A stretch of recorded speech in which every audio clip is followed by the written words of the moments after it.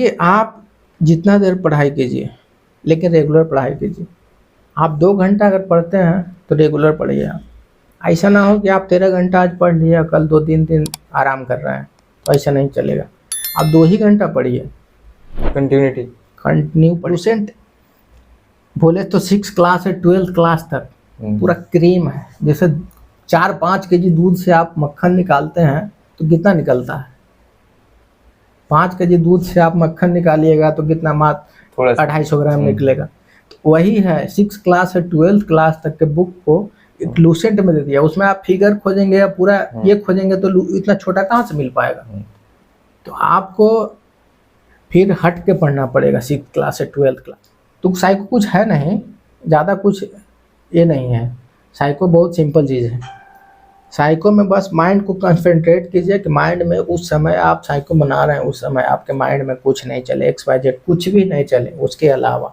Friends, यदि आप किसी भी कम्पिटिटिव एग्जाम की प्रिपरेशन कर रहे हैं तो उस एग्जाम को क्रैक करने में मॉक टेस्ट और प्रीवियस ईयर क्वेश्चंस का बहुत इंपॉर्टेंट रोल होता है। इसलिए मैं आपको रिकमेंड करूंगा टेक्स्ट बुक का पास प्रो। इसमें आपको सभी एग्जाम्स के previous year questions, mock test, chapter test, sectional test, subject test और फुल टेस्ट मिल जाते हैं। इसके साथ ही आपको टेक्स्ट बुक पर एनालिसिस मिल जाती है कि आपका स्ट्रॉन्ग और वीक सेक्शन कौन कौन सा है। तो आप अपने वीक सेक्शन पर काम करके उसकी प्रिपरेशन करके आप सक्सेस पा सकते हैं। इसके साथ ही मैं आपको बता दूं कि अभी तक जितने भी सिलेक्टेड लोगों का इंटरव्यू हमारे चैनल पर लिया गया है, उन सभी लोगों ने मॉक टेस्ट और प्रीवियस ईयर क्वेश्चंस को एग्जाम पॉइंट ऑफ व्यू से बहुत इंपॉर्टेंट बताया है। तो यदि आप हमारा कोड DOMC यूज करके टेक्स्ट बुक का पास प्रो परचेज करते हैं तो आपको टेक्स्ट बुक पास प्रो का 1 ईयर का सब्सक्रिप्शन 13% एक्स्ट्रा डिस्काउंट के साथ मात्र 608 रुपये मिल जाएगा। इसके साथ ही यदि आप टेक्स्ट बुक पास प्रो का लाइफ टाइम सब्सक्रिप्शन हमारा कोड DOMC यूज करके परचेज करते हैं तो ये भी 13% एक्स्ट्रा डिस्काउंट के साथ आपको 695 में मिल जाएगा। मैं इसका लिंक डिस्क्रिप्शन में डाल दे रहा हूँ, वहाँ से क्लिक करके आप इस ऑफर का लाभ उठा सकते हैं। जिसको जहाँ जो स्ट्रांग है, मैथ साइंस स्ट्रांग है तो उसको GS पे फोकस करना है, GS सब कुछ स्ट्रांग है तो टेक्निकल पे फोकस करना है। ITI किए हैं आप, डिप्लोमा किए हैं, BTech किए हैं तो आपका टेक्निकल तो ठीक ही रहेगा। ग्रुप करना बहुत ज़रूरी है। आपको ग्रुप इसलिए ज़रूरी है कि आप अगर क्वेश्चन आपको याद नहीं हो रहा है तो आप ग्रुप में एक बुक्स को आप ख़त्म कर दिए 6-7 दिन में। आपको वहाँ 2-3 मतलब एक ग्रुप चलेगा, मतलब 30 या 35 लोगों का ग्रुप है, उसमें 4 भाग में बांटा गया है और प्रत्येक ग्रुप से क्वेश्चन पूछा जाएगा। एक क्वेश्चन कम से कम रिहर्सल बार रिप्लाई होते मतलब ये होते जाएगा, रिपीट होते जाएगा और रिपीट होते जाएगा तो 1 साल में कम से कम आपका सिलेबस 4 से 5 बार खत्म। RS अग्रवाल को बनाने से कुछ नहीं होने वाला है जब तक बेसिक आपका कंप्लीट नहीं रहेगा। आप मैथ्स बनाते हैं, हम फोकस ज़्यादा करते हैं कि हम ज़्यादा मैथ नहीं बनाते थे, लेकिन हम 2-4 मैथ बनाते थे और मेरा टॉपिक पे सेंस क्लियर करते थे। जितना पढ़ना जरूरी है, जितना नया चीज पढ़ना जरूरी है, उतना रिवीजन करना जरूरी है। क्योंकि हम जो चीज पढ़े हैं वो ही अगर नहीं रहे तो फिर अगला पढ़ने से क्या फायदा। पहले जो पढ़ रहे हैं वो रहना जरूरी है। इतना ही पढ़े जो हम जितना पढ़े उससे हमको क्वेश्चन बन जाए। हम सारा चीज पढ़ ले और एग्जाम में हम नहीं बना पाए, पढ़ने जो पढ़ गए वो भूल जाए तो फिर वो उसका पढ़ने का कुछ मतलब रहा नहीं। इसलिए जो पढ़े हैं उसको रिवीजन करना बहुत जरूरी है। जो कि हम पढ़े उसमें एग्जाम में हम बना पाए तभी पढ़ने का मतलब। एग्जाम में आते के बाद लगता है कि ये मैं पढ़ा हूँ बट भूल रहा हूँ, वहीं पे रिवीजन काम करता है। मॉक टेस्ट करिएगा, आपको एनालिसिस होगा कि मेरा कमी कहाँ है, मेरा स्ट्रॉन्ग कहाँ है। जिसमें हम ज्यादा स्ट्रॉन्ग हैं उसी में खाली स्ट्रॉन्ग होंगे तो फिर आप एक सब्जेक्ट में मास्टर होने से, आप एक्सेलेंट होने से आप नहीं कर पाइएगा। आप जितना सारा सिलेबस है उसका 80% करना है तो उसके लिए सारा सब्जेक्ट में करना होगा। मैं तो 2 वीक में किया हूँ, विदिन 2 वीक 3 वीक में ही कर लिया हूँ। मुझे कुछ खास साइको का टाइम देने का जरूरत नहीं लगा। एग्जाम का लास्ट टाइम में जो होता है, आदमी बहुत सारा चीज कॉम्प्लेक्सिटी नजर आता है कि क्या पढ़ें, इतना कम टाइम है, इसमें क्या पढ़ें क्या छोड़ें, ये बहुत बड़ा मैटर होता है। दूसरा चीज होता है कि उसमें किसी और जगह डाइवर्ट नहीं होना है। कहीं भी जो पढ़े हैं आप जितना इजी वे में आप लास्ट में आइए, जितना हो सके रिवीजन करिए। जो आपको अच्छा मतलब कि पढ़ा हुआ है, जो कॉम्प्लेक्स चीज है उससे बचने का कोशिश करना। 1 में रॉ स्कोर 68 था और नॉर्मलाइज स्कोर था 76 था और CBT 2 में समथिंग 70 था और रॉ स्कोर और नॉर्मलाइज स्कोर 74। सबसे पहला स्ट्रेटजी है कि आप last 10 years, 5 years, at least 3 years तो आप क्वेश्चन जरूर सॉल्व करें। तो जैसा कि CBT 1 और CBT 2 का जो भी पेपर्स होते हैं, जो एग्जाम पैटर्न है उसका लगभग सेम है, जी और सिर्फ एक पेपर जो उसमें ऐड होता है, एक आपका ऐड होता है CBT 2 में बेसिक साइंस एंड इंजीनियरिंग, जी जो कि बहुत ज़्यादा कॉम्प्लिकेटेड नहीं है, तो लगभग लोग कर लेते हैं। और एक आपका जो ट्रेड पेपर होता है, जैसे आपका क्या था, इलेक्ट्रॉनिक्स एंड कम्युनिकेशन। कम्युनिकेशन, तो उसके लिए मतलब आप क्या सजेस्ट करना चाहेंगे? उसके लिए सबसे ज्यादा जरूरी है आपका अगर उस टाइम का नोट्स मिले, सबसे अच्छा जो खुद से नोट्स लिखे हैं, जो खुद रिवीजन के लिए बनाए थे, वो सबसे इम्पोर्टेंट है। उसके बाद अगर उस समय का बुक मिले, उससे आप जहाँ जहाँ हाईलाइट किए हैं वो आप रिवीजन कर सकते हैं। उसके साथ अगर कोई मार्केट में कोई शॉर्ट बुक है जिसमें रिवीजन का समरी दिया हो, वो आप ले सकते हैं। फिर इसके साथ आप वो यूट्यूब पे चैनल बहुत सारे हैं जो रिवीजन कराते हैं, वो आप देख सकते हैं। और बाकी इसमें क्वालिफाइंग होता है, इसे जस्ट वो आपका स्ट्रांग है अगर, तो ज़्यादा टाइम नहीं भी दीजिएगा तो वो हो जाएगा। क्वालिफाइंग बहुत ज़रूरी है, लेकिन ये अगर क्वालिफाई नहीं किए और CBT 2 में आप टॉपर भी हैं तो भी कोई मतलब नहीं रहता, इसीलिए उसका बेसिक रिवीजन बहुत ज़रूरी है। जस्ट बेसिक रिवीजन, जो ज़्यादा डिफिनेशन वगैरह है, ज़्यादा डिफिनेशन फुल फॉर्म वगैरह है, जितना जहाँ इंपॉर्टेंट चीज़ डिवाइसेज रहता है, उस चीज़ का क्वेश्चन यहाँ पे फुल फॉर्म या उसका डिफिनेशन क्या, व्हाट यूज्ड उसका, ये पूछते हैं ज़्यादातर रेलवे में। ज़्यादा डीप नहीं जाते हैं उसमें क्वालिफाइंग।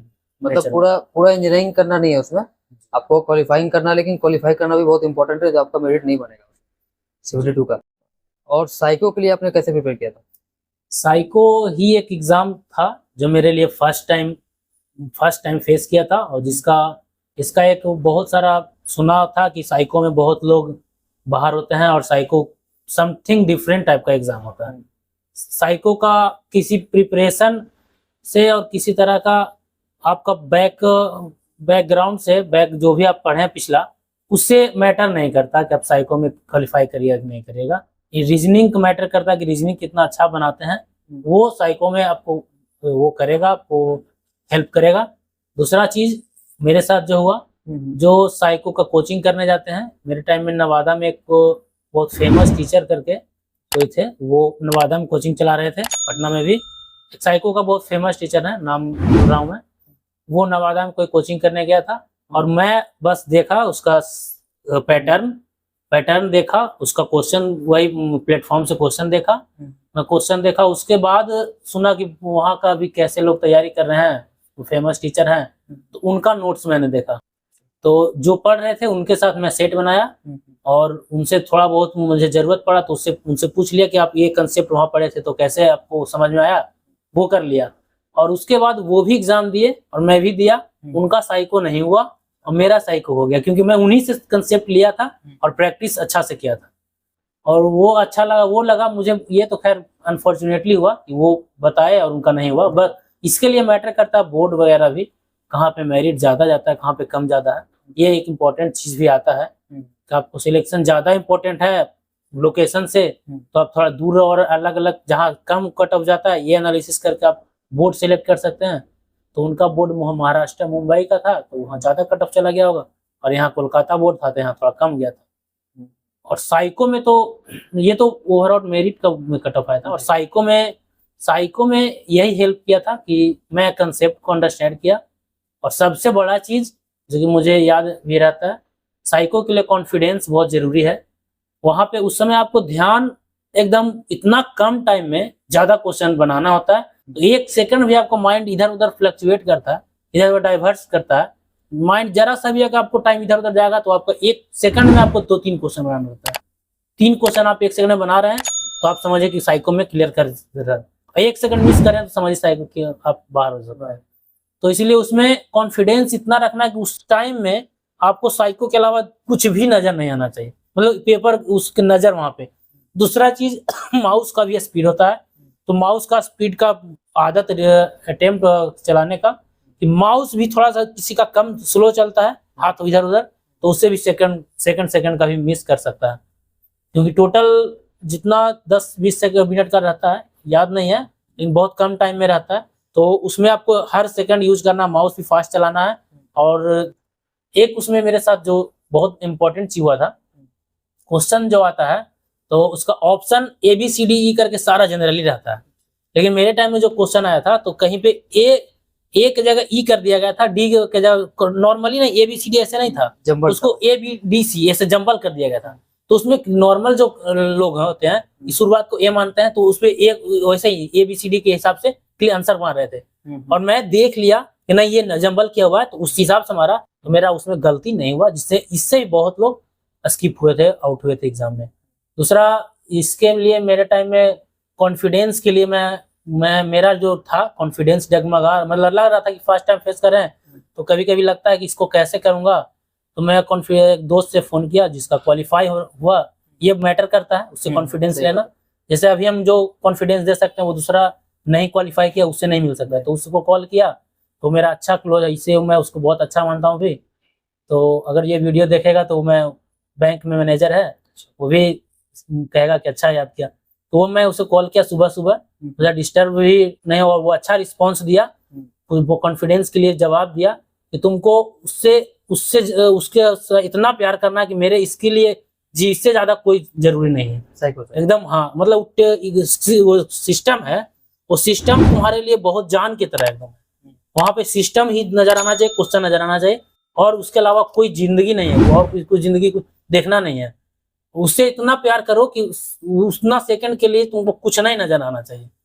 कुछ लाइन इसका ऐसा ही इतना मेरे दिमाग में आया, और उसको मैं मानता, आइडल मतलब थोड़ा सा अच्छा लगता है कि वो उसको मैं मानता हूँ, तो उसका बात को माना और वो किया मेरा काम।